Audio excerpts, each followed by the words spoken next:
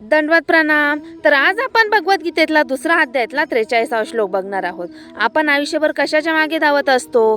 पैसा, सुख की मन शांती? आज श्रीकृष्ण सांगतात फक्त इच्छा पूर्ण करणं म्हणजे जीवन नाही। तर चला तर व्हिडिओला सुरुवात करूया।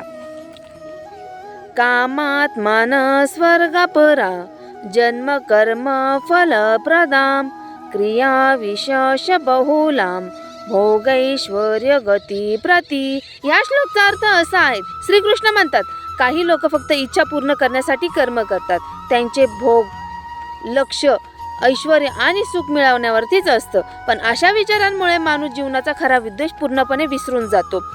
म्हणजेच इच्छा असणं हे चुकीचं नाहीये, पण जर संपूर्ण आयुष्यभर आपण सुख, पैसा आणि प्रतिष्ठा मिळवण्यावरतीच गेलं तर मनाला खरी शांती कधी मिळतच नाही। गीता आपल्याला असं शिकवते, साधना कमवा पण त्यांचे गुलाम कधीच बनू नका। कर्तव्य, चांगले विचार आणि मन शांती यांनाही तितकंच महत्त्व द्या। आजचा रिअल लाईफ एक्झाम्पल, समजा एखादा व्यक्ती दिवस रात्र पैसा कमवतो पण त्याच्याकडे कुटुंबासाठी वेळ नसतो, स्वतःसाठी वेळ नसतो आणि मनात कायम ताणतणाव असतो। बाहेरून तो किती यशस्वी दिसला तरी आतून तो कधीच आनंदी नसतो।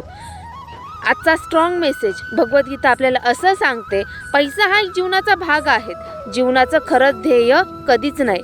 खरं यश तेच आहे जेव्हा कर्तव्य, नाती आणि मनशांती यांचा समतोल बसतो। सुख वस्तूंमध्ये नाही तर मनाच्या शांततेत आहेत। अशाच नवीन श्लोकसाठी माझं चॅनल सबस्क्राईब करा। दंडवत प्रणाम।